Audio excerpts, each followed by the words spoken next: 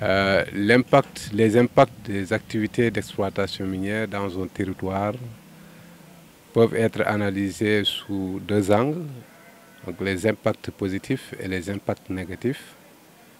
Les impacts positifs, ce sont l'emploi, c'est les retombées économiques avec les achats locaux, ce sont les contributions que les entreprises peuvent faire à l'endroit des collectivités territoriales dans le cadre du développement social, ainsi de suite. Et les impacts négatifs, ce sont des impacts liés à la pollution, liés à la dégradation des sols cultivables, liés à la dégradation de la biodiversité, etc. Donc on peut analyser les impacts sous deux angles. Voilà. Et dans le cadre de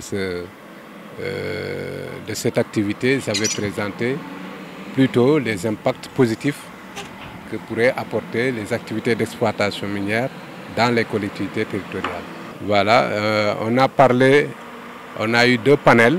Il y a eu le panel sur le budget participatif qui a été animé par un collègue, M. Sissoko, qui viendra certainement s'entretenir avec vous sur la question. Moi, j'ai animé le panel sur les fonds destinés aux collectivités territoriales dans le cadre du secteur extractif. En fait, je partirai du cadre général en parlant d'abord du panel que j'ai présenté, que j'ai présidé par rapport aux fonds destinés aux collectivités territoriales. Comme vous le savez, dans le cadre de la redistribution des recettes minières, l'État a mis en place ce qu'on appelle un fonds d'appui de péréquation aux collectivités territoriales, qui est évalué à 20% de la redevance minière, des droits fixes et de la taxe superficielle. Normalement, les fonds devaient être versés aux collectivités locales, mais dans leur fonds d'appui à l'équipement collectivités territoriales. Donc ce que nous avons évalué aujourd'hui, c'était de voir la contribution de ces fonds au processus de développement territorial. On s'est rendu compte à l'issue de ce panel que d'abord les fonds n'étaient pas disponibles pour les collectivités et ça c'est à déplorer. Depuis 2009 on en parle. En 2017 il y a eu le décret de répartition qui a été publié. Il n'y a pas eu de suite. Et en 2009, un autre décret de répartition a été publié à hauteur de 5 milliards pour 2009 et à hauteur de 4 milliards pour les 5 dernières années pour la région de Kédougou. Pour ma commune particulièrement, en 2009, il est prévu que la commune devait avoir autour de 228 millions. Mais étant donné que les fonds ne sont pas encore reversés dans le budget communal, on ne peut pas en savoir plus. Est-ce que c'est positif? Pour nous, ce n'est pas positif. Tant qu'on n'a pas les fonds, on ne peut pas le savoir. Il y a un plan communal d'investissement communal qui est là, mais ce qui manque, c'est le budget. Donc, à part ce fonds d'appui aux collectivités territoriales, l'autre aspect positif qu'il faut reconnaître, que l'entreprise qui est présente dans notre commune, qui est PMC, à la commune de Tombourankoto, contribue quand même annuellement sur un fonds dégagé volontairement par l'entreprise aux différentes réalisations de la commune de Tombourankoto. Donc ça, c'est un aspect positif. L'autre aspect positif, il faut le reconnaître aussi, plusieurs jeunes sont recrutés dans cette société-là et les retombées économiques sont également là, même si il y a une bonne partie des jeunes qui attendent encore d'être recrutés. Si, bien sûr qu'il y en a. D'ailleurs, ces jours-ci, nous sommes en train de travailler sur un document qui va être adressé aux maires et à PMC pour le non-respect des engagements par rapport à la procédure de recrutement et aussi par rapport au recrutement en tant que tel. Donc il y a effectivement un problème de recrutement au niveau de la commune de Tomboronkoto. C'est vrai, on salue d'abord les initiateurs Enda League, Oxfam qui ont eu l'idée d'organiser cet atelier ici dans la région de Kédougou et nous avoir conviés à y participer. Ça va participer davantage à apporter beaucoup de transparence parce que ce sont des ateliers de capacitation qui renforcent la capacité des acteurs qui y prendront part. C'est vraiment important dans ce sens. Avec nous avons appris des choses, notamment par rapport à la participation budgétaire. Aujourd'hui, j'ai appris personnellement qu'il y avait une différence entre le budget participatif et le budget classique. Et je pensais que c'était juste une méthode de mettre en œuvre le budget classique. C'est un atelier qui vient vraiment aider la population dans ce sens-là. Oui, sur ce plan, nous sommes à l'aise de nous prononcer là-dessus. Parce qu'il y a trop de confusion là-dedans. Et chaque atelier qui vient nous aide davantage à y voir un peu plus clair. Il y a beaucoup de fonds dont on parle, et notamment le fonds d'appui et de péréquation, il y a le fonds social, il y a les 0,5%, les fonds de développement qui sont prévus. Mais de manière concrète, je pense qu'au Sénégal, il n'y a pas encore une société qui applique le fonds de développement qui est prévu dans la Constitution à travers les 0,5%, y compris la société PMC qui se trouve chez nous, et malheureusement qui se glorifie de dire que nous avons signé sous le code de 2003, mais nous avons volontairement accepté de se soumettre sous le code de 2016.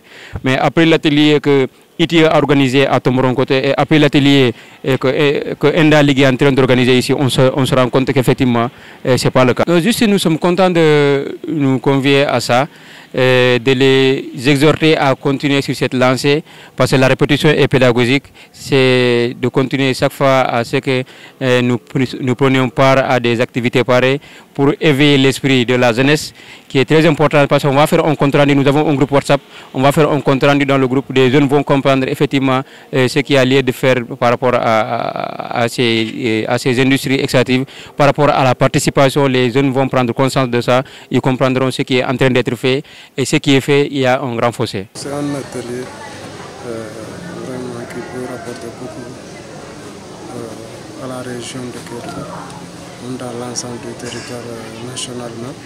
Je crois que c'est l'occasion de remercier ceux qui l'ont organisé. Je crois que c'est le moment aussi d'échange et de compréhension sur beaucoup de domaines. Bon, ça, je crois que les mines contribuent quand même si on tend toujours la main, parce qu'on sait qu'il y a beaucoup quand même de manquements. Ça, il faut le souligner aussi, parce que pour moi et pour la population, on ne peut pas avoir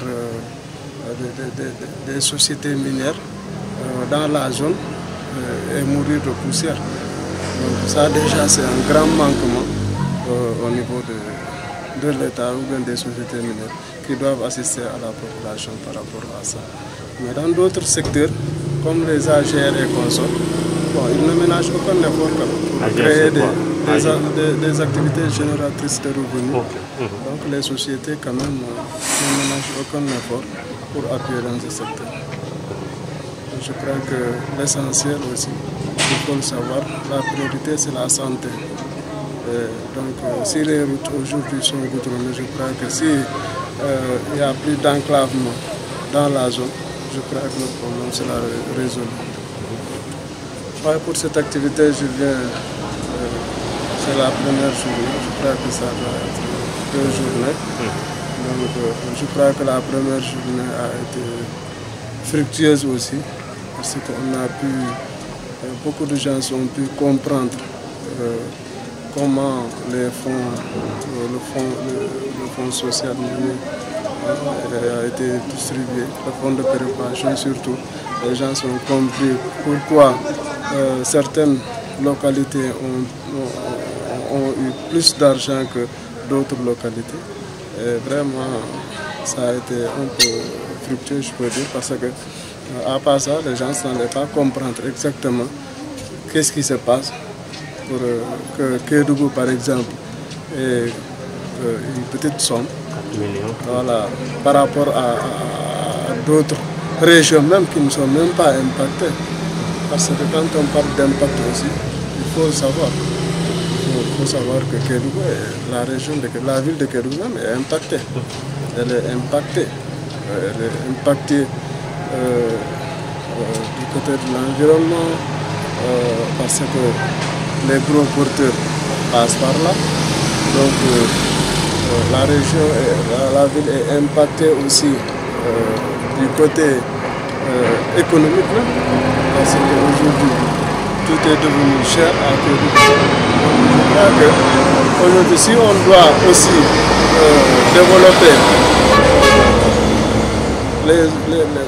les villages, il faut commencer par la ville de Kédougou. L'atelier concerne 3 communes, les communes de Bembou, de Khossanto et la commune de Tomboron-Koto, donc essentiellement. Pour ce qui concerne EDA Lead Afrique francophone, il y a d'autres ONG qui interviennent dans d'autres communes, comme celle de Sabodala et autres, etc. Donc aujourd'hui, il est question de discuter avec les maires de ces communes, les associations de jeunes et de femmes, de 2 sujets très intéressants. Le premier porte sur le budget participatif. Le second est relatif aux différents fonds qui sont contenus dans la loi portant le code minier et qui doivent aller à l'endroit des collectivités territoriales.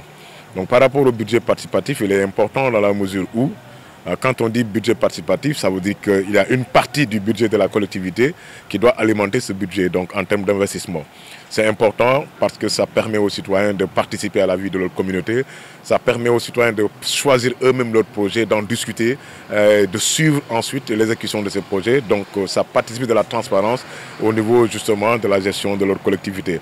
Les collectivités territoriales ont magnifié cette rencontre, ont véritablement partagé beaucoup d'idées avec nous et elles ont demandé à ce que cette activité puisse être répliquée dans d'autres communes et que ça soit multiplié davantage pour que le maximum de citoyens puissent être conscients du fait que effectivement le budget participatif c'est quelque chose d'important dans la vie de leur communauté. L'autre sujet c'est par rapport aux différents fonds que les collectivités territoriales sont en droit d'attendre par rapport aux opérations minières. Donc c'est le fonds de péréquation et d'appui aux collectivités locales, c'est le fonds de développement local, c'est le fonds de réhabilitation des sites miniers et le fonds d'appui au secteur minier. Aujourd'hui, le fonds qui nous concerne surtout, c'est le fonds de péréquation et d'appui aux collectivités territoriales. Donc la loi dit que c'est un fonds qui doit être alimenté à hauteur de 20% des recettes engrangées par l'État dans les opérations minières. Et le débat en cours actuellement, c'est de savoir pourquoi est-ce que depuis 2009, ces fonds n'ont pas été alimentés. Il n'y a qu'en 2019 où un arrêté interministériel a été pris en mode fast-track, donc grâce à la volonté du chef de l'État, pour que les fonds de 2019 puissent être effectivement répartis. On est en train d'en discuter comme ça, on s'est rendu compte qu'une collectivité territoriale comme Tomboron-Koto s'est retrouvée avec 200 et quelques millions, Sabodala s'est retrouvé avec 173 millions, donc Bembou s'est retrouvé avec quelques milliers de francs.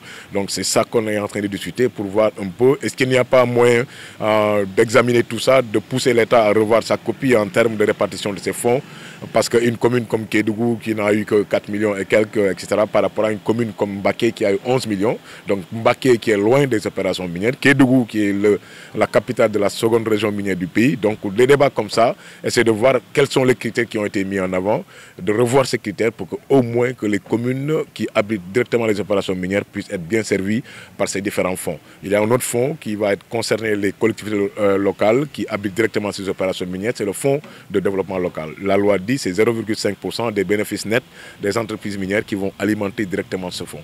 Si je prends l'exemple de la commune de Sabodala, Sabodala va bénéficier du fonds de péréquation et d'appui aux collectivités locales. Sabodala va bénéficier du fonds de développement local. Donc 0,5% des bénéfices nets de SGO vont alimenter directement ce fonds. Donc ça veut dire que c'est des choses intéressantes qui vont arriver vers les collectivités territoriales de la région de Kédougou. Donc il faut les outiller, il faut les préparer pour que les uns et les autres puissent comprendre les enjeux et suivre un peu l'utilisation qui est faite de ces différents fonds. Je me félicite de l'organisation de cette journée de formation autour d'une question qui me paraît essentielle, à savoir l'impact ou la contribution de l'exploitation minière au niveau des collectivités territoriales. Je voudrais aussi remercier Endalid pour son assistance continue pour la formation des acteurs au niveau des collectivités territoriales. Parce que si j'ai bonne mémoire, je crois qu'il y a de cela un an encore, on avait tenu des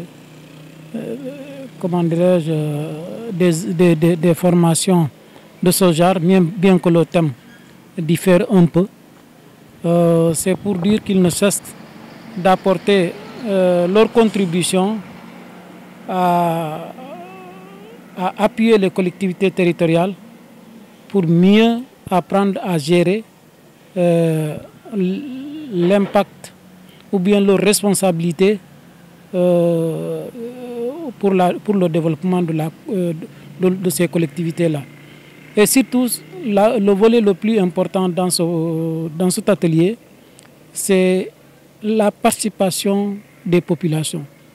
Comment faire en sorte pour que les populations puissent se sentir impliquées dans les programmes de développement, mais surtout dans l'élaboration et la mise en œuvre du processus budgétaire. Parce que toute la question se trouve à ce niveau-là. C'est vrai que nous faisons de notre mieux pour que l'information passe au niveau des populations, pour qu'elles puissent prendre part au moment de l'élaboration de ces budgets-là, mais nous sommes conscients qu'il y a encore beaucoup d'efforts à faire. Et je pense que cet atelier va dans ce sens-là. Donc c'est vraiment une fois de plus me réjouir de cette journée de formation autour du sujet du budget participatif, mais aussi de l'apport des sociétés minières pour la prise en compte des préoccupations des populations. La plus-value que cela pourrait m'apporter, comme on dit que la répétition est pédagogique, même si j'ai quelques notions par rapport au budget participatif, mais je crois que l'atelier d'aujourd'hui m'a beaucoup plus renforcé dans ce processus. Comment faire en sorte que ce processus-là puisse être mis en œuvre pour une plus grande efficacité. Oui, ce qu'on peut retenir de ces 2 jours d'atelier, c'est déjà d'avoir réuni 3 communes qui sont impactées par l'exploitation minière. Et à travers ces activités d'hier et d'aujourd'hui, les populations ont été renforcées en termes de budget participatif, sensible à l'exploitation minière, et surtout de mettre en place des cadres de concertation citoyens qui vont suivre le budget au niveau local. Et pendant ces 2 jours également, nous avons vu des élus locaux très disponibles à travailler en parfaite collaboration avec ces cadres de concertation citoyens qui vont être mis en place au niveau de ces 3 communes. Et pour chapeauter ces 3 cadres-là, il y aura un cadre intercommunal qui va chapeauter chaque cadre qui sera mis dans une commune pour ensemble essayer de voir comment est-ce qu'il faut suivre le budget au niveau local par les citoyens. En fait, c'est ça le souhait.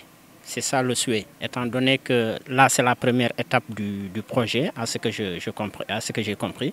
Je pense que c'est ça le souhait. D'abord, il faut aller vers la mise en place des cadres. Nous avons vu qu'à travers les interventions que j'ai entendues ici, il y a le maire de Tomboronkoto et celui de Khosanto qui disent qu'ils ont déjà les cadres.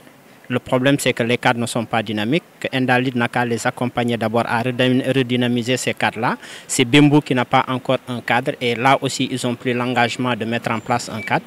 Mais l'objectif de la finalité, vraiment, c'est d'aller vers le contrôle citoyen. Et je pense que si, à travers ce que j'ai entendu ici, les maires s'engagent à accompagner le processus, c'est que dès à présent, ils s'engagent à être plus transparents dans la gestion des deniers publics. Oui, remercier Endalid. Je pense que de plus en plus, avec tous ces fonds qui sont annoncés au niveau des collectivités territoriales qui abritent l'exploitation minière, ce serait bon quand même que les populations soient mises au parfum de comment ces fonds-là sont arrivés et au finish, comment ces fonds-là vont être dépensés et dans quels sont les secteurs prioritaires surtout qui exigent vraiment plus de moyens pour que les populations davantage puissent avoir l'accès aux services sociaux de base. Je pense que c'est extrêmement important et nous saluons vraiment ce projet de Endalid au niveau de la région de Kédougou. C'est une très bonne question parce qu'actuellement, comme vous savez, la participation citoyenne est érigée en principe au même titre que la libre administration des collectivités territoriales. Donc de ce fait, les élus ont besoin d'être formés, d'être capacités sur comment, quel mécanisme faire de cette participation citoyenne une réalité. Et le budget participatif est positionné pour faire de l'expérimentation de cette participation citoyenne une réalité au niveau des collectivités territoriales. Parce que si vous savez que le budget participatif répond à un ensemble de normes, un ensemble de critères, des étapes, mais aussi des mécanismes qui font que les élus, les communautés, toutes franges réparties, prises en compte, peuvent mutualiser les efforts, harmonier, travailler ensemble pour faire décoller la collectivité à travers l'implication de la population, des partenaires techniques et financiers, mais aussi avec une enveloppe financière bien définie pour réussir le budget participatif. Effectivement, ça pourrait décoller si on captait à mobiliser toutes ces ressources. Parce que bien vrai que des fois les sociétés minières ont les taxes, mais elles font beaucoup de choses quand même au niveau des collectivités. Mais les choses qu'elles font, est-ce qu'elles répondent aux besoins des populations? C'est de là que le budget participatif arrive à faire exprimer les besoins par les populations. Et si les élus, en travaillant avec les sociétés minières, pourraient faire de ces investissements-là les besoins que les populations avaient exprimés lors des forats de zone ou bien des forats de village, ça pourrait avoir plus d'impact. Parce que dans une collectivité donnée, si une société minière construit une école, alors que le besoin c'est l'adduction d'eau, si dans une collectivité territoriale donnée, une société minière construit un forage alors que le besoin c'est renforcement des salles de classe. Donc ce sera un peu un déphasage ou bien des doublons qui se font au niveau des collectivités. Mais si les élus arrivent à travailler avec les sociétés minières en impliquant les populations dans les processus pour que ces dernières puissent exprimer leurs besoins, ce sera un impact plus favorable et l'aspect financier serait plus mesurable si les populations décidaient de ces investissements. Mais on voit des fois le contraire. Les élus, peut-être, bon, les élus font tout ce qu'ils veulent. Les sociétés minières, peut-être, ont leurs agendas, ont leur budget qu'elles décernent aux populations, mais est-ce qu'elles sont impliquées dans la priorisation, qu'elles sont impliquées dans l'identification de ces besoins? C'est là la question. Merci beaucoup. C'est moi qui vous remercie. Formation est inscrite dans le cadre d'un projet dont Endalit Afrique francophone est un partenaire d'exécution, un projet de Oxfam, intitulé pour un programme visant à promouvoir l'engagement citoyen dans l'industrie extractive et les processus budgétaires au Sénégal. Et c'est dans ce cadre-là que nous avons eu à dérouler un atelier de 2 jours intitulé « Établir et renforcer des cartes de participation citoyenne » pour promouvoir l'engagement dans le processus budgétaire au niveau local. Et donc cela concernait 3 communes, la commune de Khossanto, la commune de Bembou et la commune de Tomboronkoto. Et donc dans le cadre de cette activité, nous avons eu à faire intervenir 2 experts, M. Cicero de l'ARD de Kédougou qui a eu à nous entretenir sur tout ce qui est le budget participatif et le contrôle citoyen. Nous avons aussi eu un autre expert, M. Mamadou Lamine Diallo, qui n'est plus à présenter, qui nous a fait une présentation sur les budgets, plutôt les fonds destinés aux collectivités territoriales, notamment le fonds d'appui et de péréquation, le fonds du développement local, le FEC, fonds d'équipement des collectivités territoriales et autres fonds, donc en résumé.